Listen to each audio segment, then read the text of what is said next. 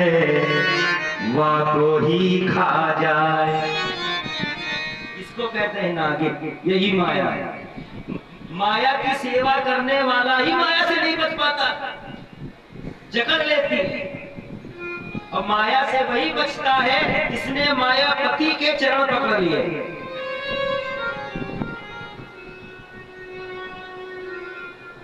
यशोदा मैया को नहीं पता था कि मेरे लाला भयो की लाली भई सोते में ही प्रसव हो गया।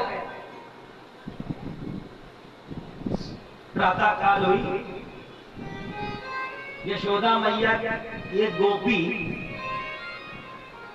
यशोदा मैया को जगाने आई कि दिन चढ़ गया है। मैया तो भुनसारे ब्रह्म मुहूर्त में उठ जाती थी यशोदा, और आज यशोदा सो क्यों रही है?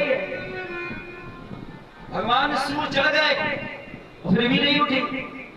उठाने के लिए, जगाने के लिए यशोदा के पास नहीं, यशोदा माई के बगल में एक लाला लेटा था। गोपी बड़ी खुश हो गई, लगता है यशोदा ने लाला को जन्म दिया। अब वो यशोदा जी को जगाना भूल गई। यशोदा जी को जगाना भूल गई, बड़ी तेज तेज चिल्लाने लगी। कन्हैया को जब डांट पड़ी, मैया ने डांटा, कन्हैया भगवान ने अपना क्यों मुंह खोला। जैसे ही मुंह खोला तो भगवान के मुख में सारा ब्रह्मांड दिखाई दे रहा, पूरा का पूरा ब्रह्मांड। अगणित रवि शशि शिव चतुरान, देखे सरित सिंधु महिपान। काल कर्म गुण ज्ञान सुभाऊ, सो देखा जो सुना नहीं गाऊ। देखी माया सब विधि बारी, प्रभु समीप जोरे कर थारी। पूरी माया, पूरा ब्रह्मांड दिखाई दे रहा है। अगणित रवि, करोड़ अनेकों सूर्य, अनेकों चंद्रमा, अनेकों पृथ्वी, अनेकों नदियां, अनेकों तालाब, अनेकों पर्वत, ब्रह्मा, अनेकों विष्णु, अनेकों शंकर, अनेकों इंद्र। ऐसा कन्हैया के मुंह में। और यशोदा मैया ने अपने आप को भी कन्हैया के मुंह में देखा, और कन्हैया को भी कन्हैया के मुंह में देखा। जब ये देखा तो क्या बोले, इहाँ उहाँ दुई बालक देखा।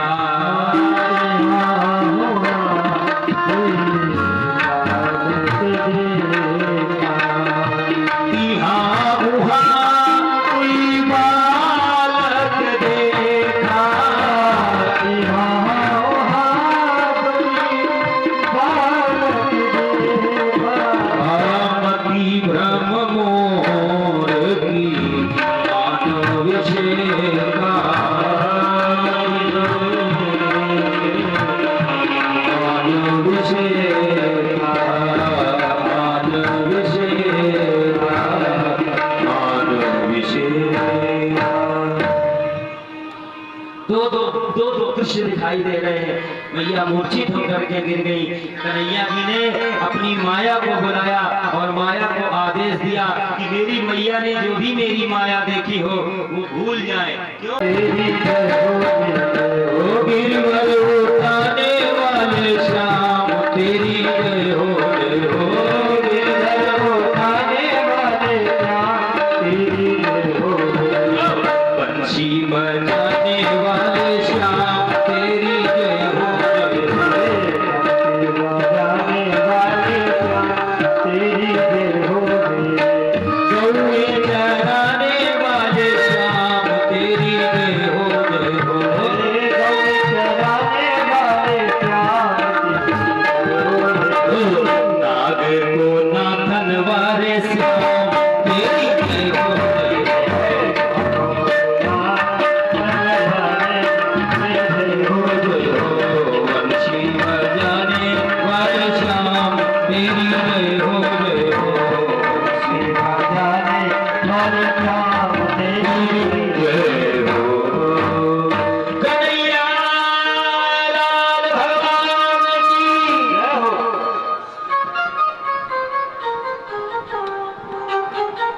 भगवान ने नलकुबर और मणिग्रीव का अवतार किया। आज भगवान की आयु है 5 वर्ष की। कितनी हो गई? 5 वर्ष। 5 वर्ष का जो बच्चा होता है ना, तो कुछ जानने लगता है।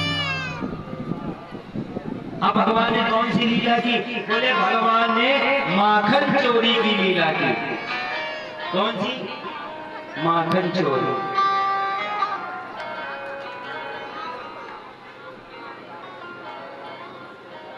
भगवान ने माखन चुराया। अच्छा ये बताइए आपको, भगवान ने माखन ही क्यों चुराया? दूध चुरा सकते थे, दही चुरा लेते, मठा चुरा लेते, मिश्री चुरा लेते। भगवान ने क्या चुराया? तो भगवान का क्या नाम पड़ा? बोलो माखन चोर भगवान की। तभी कोई कहता है कि दही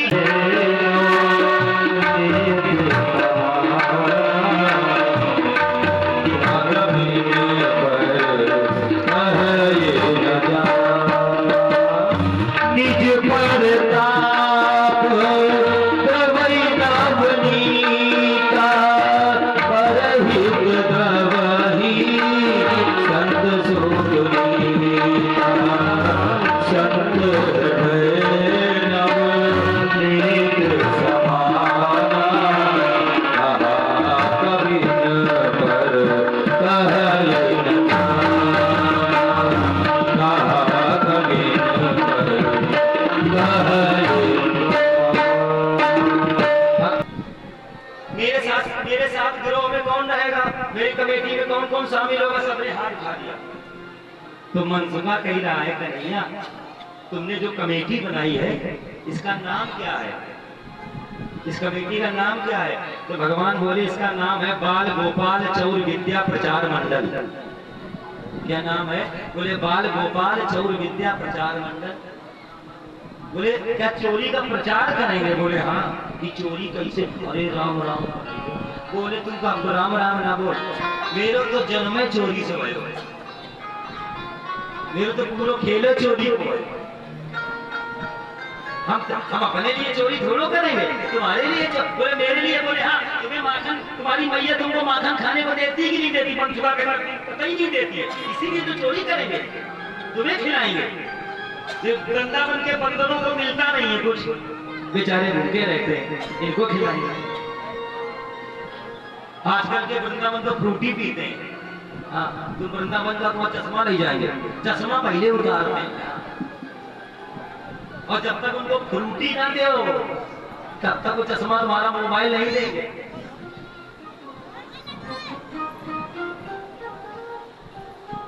इसलिए हम चोरी करेंगे। बोले चोरी के जो मेन आदमी अध्यक्ष रहेंगे ना मंडल के, कमेटी के मेन अध्यक्ष, बोले अध्यक्ष कौन है? बोले अध्यक्ष रहेंगे हम। बोले बड़े चालाक। बोले महामंत्री, बोले दाऊ भैया। बोले कोषाध्यक्ष, बोले पंचुखा। बोले उपाध्यक्ष, बोले मधुमंगल। तो मनसुखा ब्राह्मण थे। मनसुखा बोले कन्हैया अच्छा ये बताओ, जो चोरी करने का जो कमेटी बनाई है, उद्घाटन किसके घर से करोगे? सबसे पहले किसके घर में चोरी करोगे? भगवान बोले किसी घर में नहीं, तुम्हारे घर से करेंगे। सबसे पहले तुम्हारे घर में। बोले मेरे घर में मेरी मैया बहुत मारे। बोले मारे तारी मैया जाने नहीं सके, तो चिंता क्या करे? जब तेरी मैया दूध बेचने चली जाए ना सर, लोगों को बता दीजिए। ये गोपी, सारी गोपी दूध दही बेचने के लिए जब गई, भगवान मनसुखा के घर में प्रवेश कर गए। छीके पर माखन लटका हुआ था। अब ये माखन कैसे मिले? एक के ऊपर एक घोड़ा बने, घोड़ा बनो एक के ऊपर एक, तब वो माखन मिलेगा। बोले बनो। भगवान ने बाल्यावस्था में पूतना का वध किया था। भगवान राक्षसों को मारा, सकटासुर को मारा, तृणावर्त को मारा, बकासुर को मारा। जो भी राक्षस भगवान को मारने आते हैं वो लौट करके नहीं जाते। क्यों? ये कंस के भेजे हुए शत्रु। एक कालिया नाम का नाग रहता है, जिस कालिए नाग के प्रभाव से यमुना का जल विषैला हो गया। अच्छा, यमुना नदी, गंगा जी, यमुना जी, ये सब इनको हम लोग क्या मानते हैं? मैया मानते हैं ना। यही कहते हैं, गाँव भैया कहते हैं नैया हम भी घर से लाना भूल गए। मनसुखा कहता है कोई चिंता ना करो, हम लाए हैं गेंद। बोले मनसुखा तुम गेंद लाए हो? बोले हाँ। भगवान कन्हैया कहते हैं चलो हम सभी गेंद खेलें। मनसुखा बोला कन्हैया तुम यमुना के किनारे गेंद खेलोगे, अगर ये गेंद यमुना में चली गई तब? बोले पहली बात तो यमुना में जाएगी नहीं, अगर चली गई तो जिससे गेंद जाएगी ना वही गेंद लेके आएगा, ये शर्त रखी गई। जिससे गेंद यमुना में जाएगी वही गेंद लेकर के आएगा। भगवान के हाथ में जब गेंद आई तो भगवान ने इतनी जोर से गेंद को फेंका है, इतनी जोर से गेंद को फेंका है कि गेंद को कोई ढूंढ नहीं पाया, रोक नहीं पाया। पवन के वेग के समान वो गेंद चली और जाकर के वो सीधे गेंद यमुना में गिरी। और कन्हैया के लिए कहेंगे भैया, कन्हैया यमुना में कूद गया, वो बूढ़ी माँ, वो बूढ़ी मैया, बूढ़े बाबा की क्या दशा होगी ये सुन करके। मेरा एक बेटा और वो भी बेटा हम सबको छोड़ करके चला गया, कैसे जीती वो।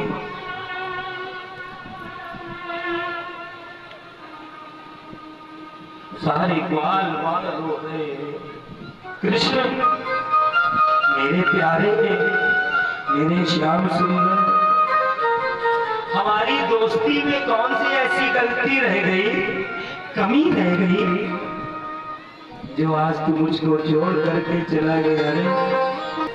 ओ मैया, मैया कन्हैया यमुना में कूद गयो। जैसे ही कहा कन्हैया यमुना में कूद गयो, आज वो बूढ़ी मैया, आज वो बूढ़ी यशोदा पछाड़ खाकर के गिर गई। आए लाला, आए लाला, काकी बिच जीऊंगी, अब कैसे जीऊंगी, तुम तो मेरे सहारा बन के आयो और लाला तुम को छोड़ करके चले गए। और ये बूढ़ी मैया को याद में हरदम बादल रात करते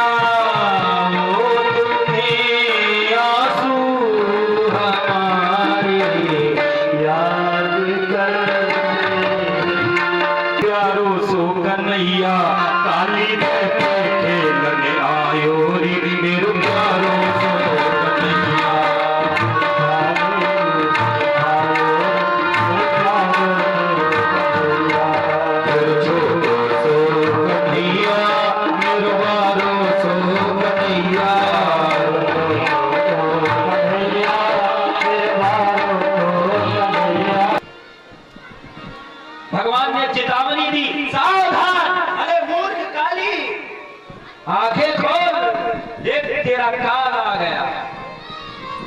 काली ने आंखें खोली, छोटा सा बच्चा खड़ा है। बोले काल तो मैं हूं सबका, तू कहां से काल है? बोले तू अगर काल है तो मैं महाकाल हूं। बोले महाकाल भगवान की, भगवान तो कालों में भी काल है। बोले क्या क्या चाहिए? बोले तुझे भगाने आए हो, तू यहाँ से भाग जाए यमुना से।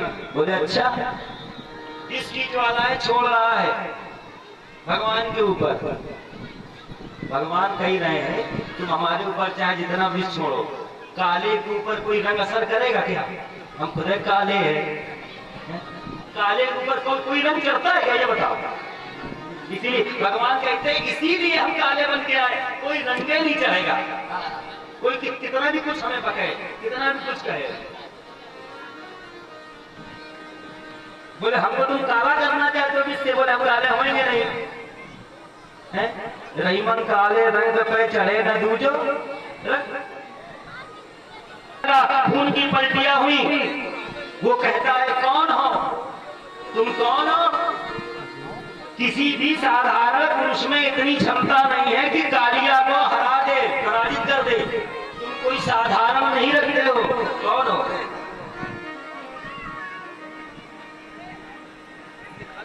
कौन है? भगवान बोले मैं वासुदेव कृष्ण हूं। अच्छा तो आप ही हो वासुदेव कृष्ण? प्रभु क्षमा करें, मैंने अनर्गल वचन आपके लिए बोले अब ज्यादा मक्खन पालिश ना करो, तुमसे जो कहा जाए वो करो। बोले क्या आदेश है प्रभु? बोले जाओ यहाँ से चले जाओ। बोले आपके वहां गरुड़ हमारा हमको परेशान करेंगे। बोले नहीं करेंगे। बोले क्यों? तुम्हारे खाने के ऊपर हमारे चरण चिन्ह बन गए, वो देख करके गरुड़ तुम्हारा कुछ नहीं करे। और उधर सारा समाज, गोकुल समाज रो रहा है, यशोदा मैया, राव मैया, नंद बाबा सब सब रो रहे हैं। पूरा वृंदावन गोकुल सजाया गया। जब भगवान ने पूछा आज कौन सी पूजा है? बोले आज हमारे आज देवराज इंद्र की पूजा है। इंद्र की पूजा क्यों होती है? बोले इंद्र प्रसन्न होते हैं, वर्षा करते हैं, खेती में अनाज निकलता है, उस अन्न को खा करके हम हष्टपुष्ट होते हैं।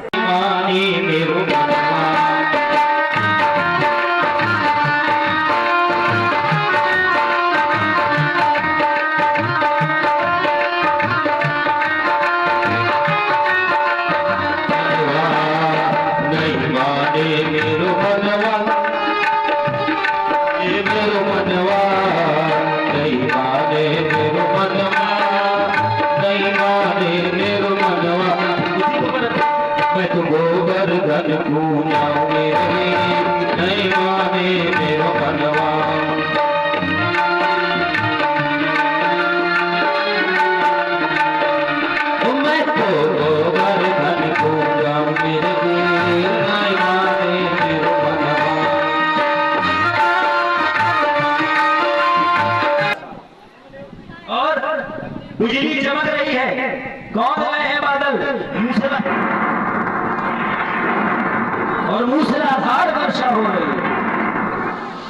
थोड़ा आज रात में भी सावधान रहिए, हो सकता है बारिश हो जाए। और मूसलाधार वर्षा होने लगी, ये यमुना में बाढ़ आई, सारा ब्रज डूबने लगा, सब हाहाकार करने लगे, बचाओ बचाओ बचाओ। भगवान कन्हैया ने कहा जिस गिरिराज जी की हमने पूजा की है वही हमारी रक्षा करेंगे। सब लोग आंखें बंद करो, सबने आंखें बंद की और कहो गिरिराज धारण हम तुम्हारी शरण।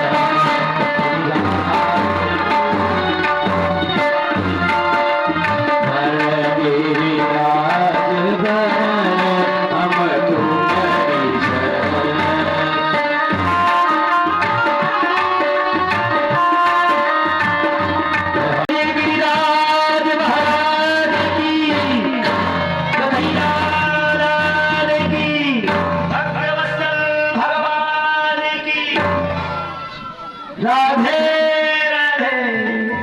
आज भगवान ने गिरिराज को धारण करके समस्त ग्वाल वालों की रक्षा की, पूरे वृंदावन की ब्रज की रक्षा की है।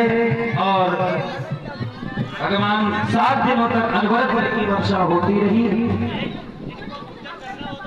और जिनको भी पूजा करनी हो गिरिराज जी की, देखो देखो जो पूजा कर ले वो पीछे हटना चाहते। जय जय राधा रमण